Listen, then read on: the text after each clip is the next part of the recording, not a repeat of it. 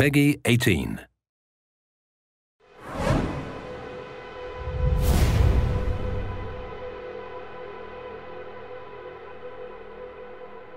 Hey everyone, my name is James. I'm a producer with Gearbox Software. Hey, my name's Joel. I'm from 2K Australia. In case people haven't seen the news lately, 2K Australia and Gearbox Software are collaborating on an all-new Borderlands title called Borderlands the Pre-Sequel. Now, this is a full new standalone Borderlands title which is coming to Xbox 360, PlayStation 3, and Windows PC in the fall of this year. And we're here to give a run-through of the demo that we prepared for PAX East earlier this year. So why don't we get stuck into it? Yeah, alright, so right now we're looking at Athena, who is one of the new playable characters. She's a sort of a famous NPC from Borderlands 1 DLC, the General Knox DLC.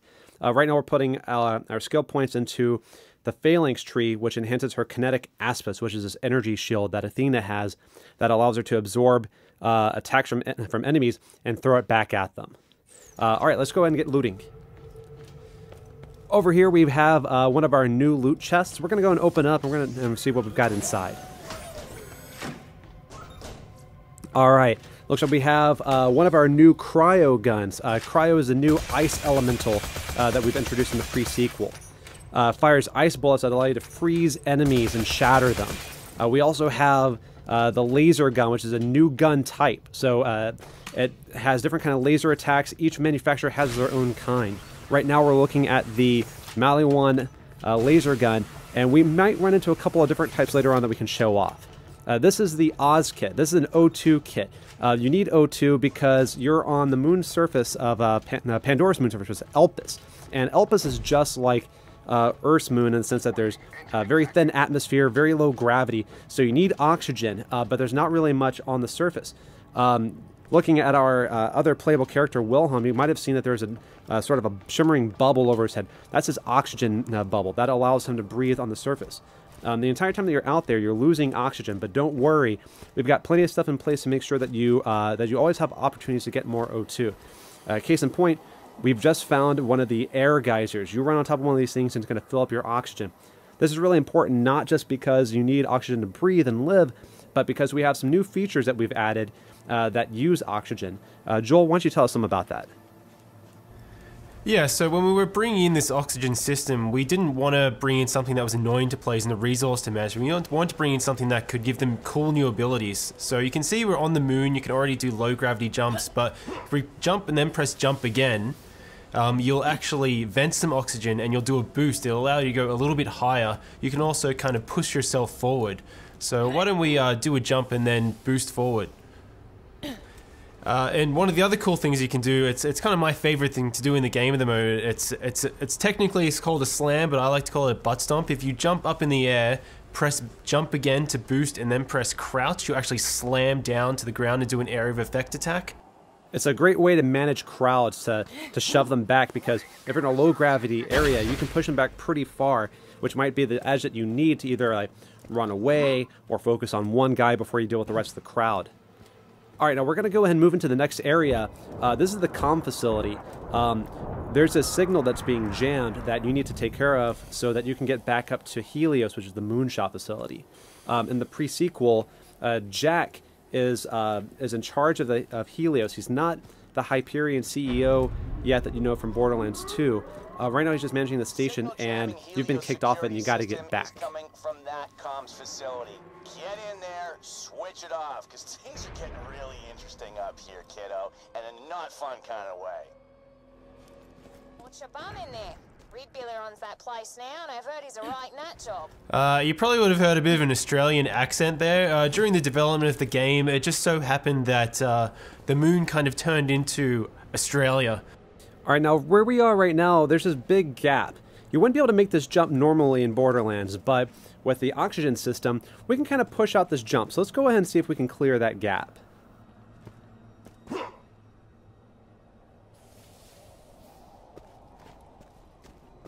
Alright, Athena, you're up. Get plenty of O2 so you can make this jump. This is my favorite part of the demo because I like to push our demo drivers to boost as late as possible. Whoa. Just like that. I like to see them sweat. So why don't we keep moving? You'll notice when we boost that oxygen meter is draining. And you can see in the horizon there's actually a beam shooting up to the sky and a HUD marker, and that's an oxygen generator. We can activate that in a sec, but this is Borderlands, so, you know, you always loot. And yeah, low gravity, no atmosphere. But when you actually activate the oxygen generator, now there is atmosphere. So when we open up this other lootable, you'll see that it behaves differently. We want to make sure that the that this whole system felt organic, that it felt real, that it didn't just feel like it was tacked on. This comes in really important because with things like incendiary, if you set someone on fire inside of a building with atmosphere, they'll burn. But if you set them on fire in an area with no atmosphere, they won't. So you kind of have to make some, you have some interesting opportunities. But these guys up here, I'm sure they're up to no good, so let's throw some grenades at them.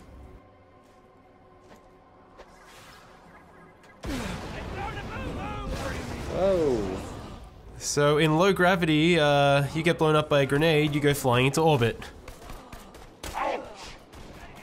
Very awesome.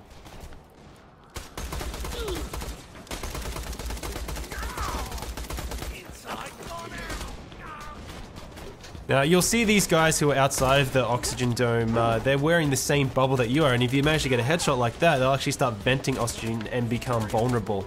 And this really brings tactics into play for the player. So you can come into a space, and if you have a really kick-ass incendiary weapon, you can choose to turn on the oxygen, or you can try and take out their bubbles that way. But why don't we take a chance to have a look at our co-op buddy Wilhelm. So people probably remember Wilhelm from Borderlands 2. It was the big robot that you fought right at the beginning, the first big boss. In this game, he starts out just as a man because this is his origin story as well as many other characters. And the really cool thing is, as you're building out his skill tree, not only do you gain new abilities, but you actually visually change him as well. You get robotic arms, robotic legs, shoulder-mounted rocket turrets. You're essentially building out his skill tree to tell the story of how he became the boss you fought in Borderlands 2, which we've had a lot of fun making. But I think it's probably time to show off our first new action skill for Borderlands the Prequel. What do you think, James? Yeah, it sounds like a good idea. We're coming up on the barrier here for the comp facility. This is being run by the Scavs, which are the scavengers. They're essentially moon bandits. They're not going to let us in without a fight. They're even bringing out some heavy hitters, some turrets, but luckily we've got our Aspis to help us with that. Let's try to absorb as much damage as we can and throw it back at them.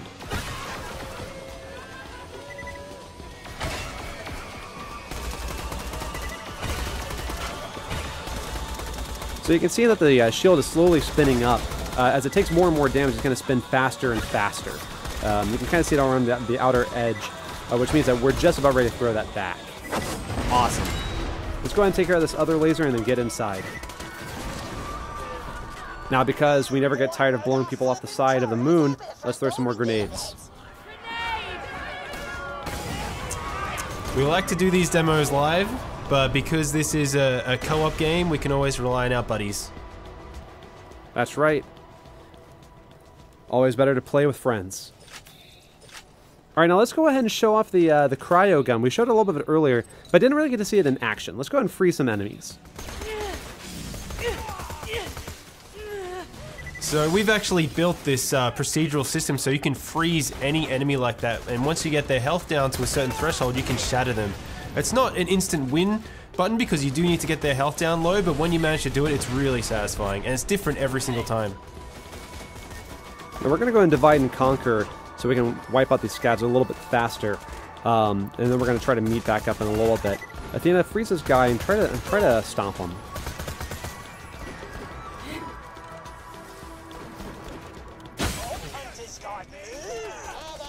Athena had a good tactic there. If you manage to get really high, your butt stomp will actually do more damage. So if you freeze someone, you can butt stomp down and shatter them from above.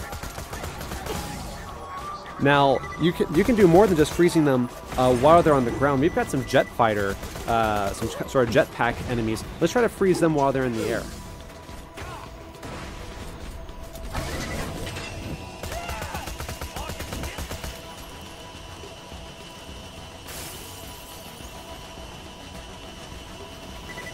So if we do manage to freeze one of these guys in the air and they fall down a railing, they'll actually split in half. It's one of these kind of random events that I love to see in the game.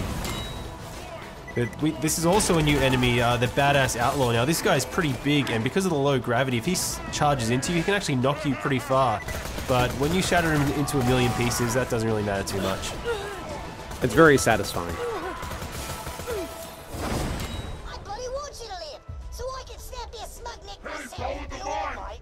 Thanks, but let's Feel keep this free just to be between killed us. by any of my highly professional men. Now, we did get a new skill point while we were out there, so let's go ahead and allocate that. We're going to put it into the ultimate skill in this tree, which is Wrath of the Goddess. This will allow Athena's shield to bounce around multiple enemies inside of a sort of like a close circle. This is a great way to manage crowds.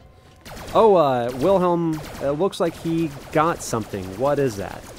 So that's the Dar laser. That's kind of like a bolt laser. Athena, you picked up the Maliwan beam laser before, and as James said earlier, you have multiple manufacturers, you have the procedural weapon system, so players can expect to see a whole variety of different types of lasers when they play the game. To the right here, you'll see one of the new rideable vehicles in Borderlands, the pre-sequel, the Stingray. We're not going to need it in this mission, so we're going to keep moving forward. But keep an eye out, because we might have something more about that in some later news.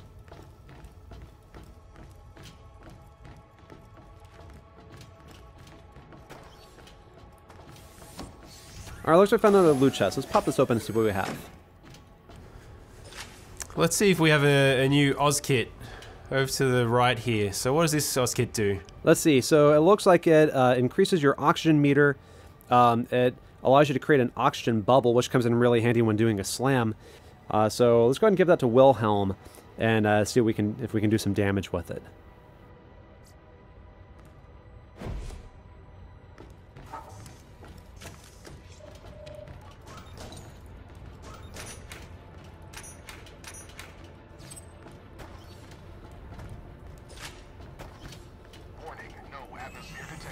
So the Eye of Helios is charging up now, and it's actually firing into the surface of the moon, which is probably not such a good thing when you see bits of the ground kind of floating above you like that. Probably a good reason for us to get back up to that space station as soon as possible. Alright, so we've got a group of enemies coming up, and so we're going to use our buddy Wilhelm to help us charge up our shield so we can get it going. Because you can use friendly fire to charge up Athena's shield. Let's try and take out all those guys at once. Nice. Awesome. Alright, Wilhelm, yep, butt stomp time.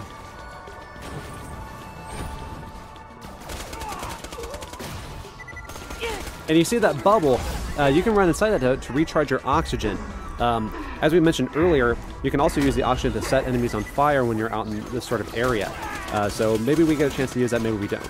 Yeah, it is a really good combo if you get that oxygen bubble with the fire to burn enemies, but I really love getting the cryo one as well, so if you jump down from high enough, butt stomp and shatter and freeze a guy all in one go.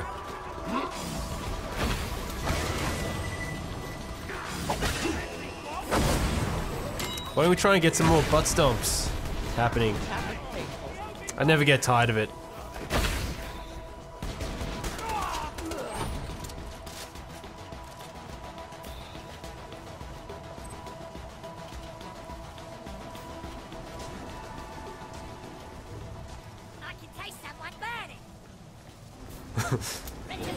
So we've got some little scabs and a little outlaw here. This is a really good opportunity to try and charge that shield right up, so absorb some more damage. It's fully spinning now, so just move back a little bit, Athena, and fire it off. Oh, awesome. Nice. Now there's a lot more resistance in this area than we planned.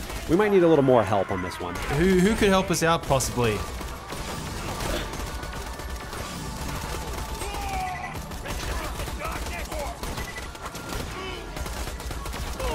Uh-oh.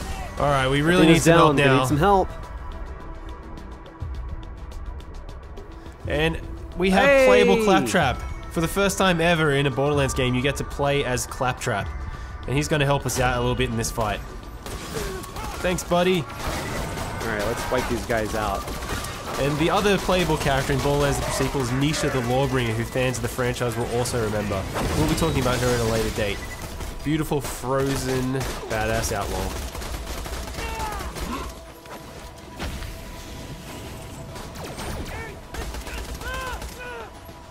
So yeah, we should probably head in here and try and disable that signal so we can get up to the space station.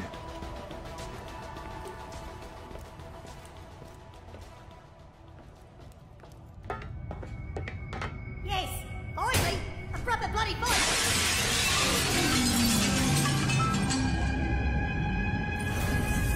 Start the freaking talk! We can love this.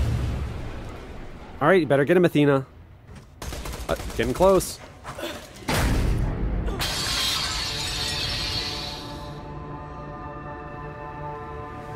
Did we mention low gravity already? Awesome. Well, hey, thanks everyone for staying tuned for Borderlands the pre-sequel, coming to you this fall. That's spring for all the Aussies out there. You coming?